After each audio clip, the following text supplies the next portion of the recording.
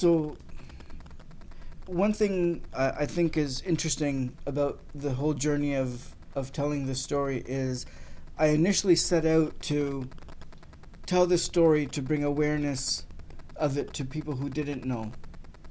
But as I was working on it, I realized I really didn't even know the story myself. That was the surprise to me. I realized how much depth there actually is to the story and to the people who stood with Imam Hussain, and I only had a surface level knowledge of the story before. The real depth and crux of it I only really started to get when I was working on this. It was funny that I was trying to tell this story to others, but really I myself ended up learning what it was in the process of trying to tell others. What I learned about this story, and what Imam Hussain was really standing for, and what his companions and what he was even willing to make those sacrifices for and to die for. I feel like to tell the story of Karbala is really a summary of life itself. The story of Karbala is to stand for truth over falsehood. That's really what it was. They were all standing for truth and defending it against falsehood. Now the thing is that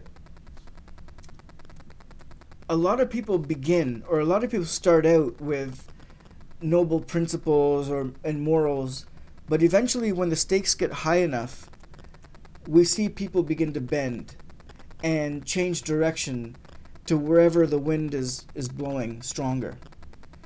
But the companions of Imam Hussain could not be bribed and could not be shaken when it came to the principles that they stood for, and they were not willing to budge. And some of his companions were just children, aged 9, 11, 13 years old. But they had such conviction of truth that they would not budge on their principles, and they stood firm in front of an army of at least 30,000 soldiers. That is gives you an idea of the depth of what this story is really about.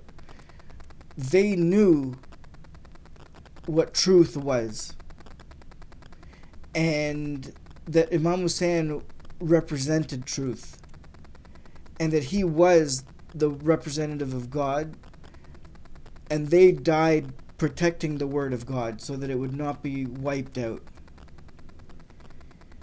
And they did it, and the Imam did it for humanity, so that humanity would not be left without guidance.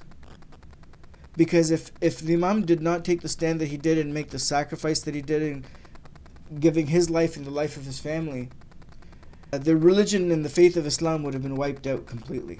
It was already just hanging by a thread. It was his sacrifice that woke up the hearts of so many people, because then it woke up their souls. That what he stood for, what he made such an unbelievable sacrifice for, it made them want to stand up.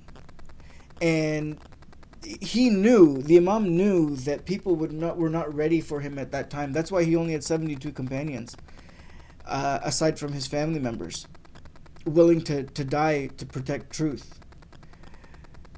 But he also knew that through this sacrifice and the stand, it would wake up the hearts of people in the generations to come.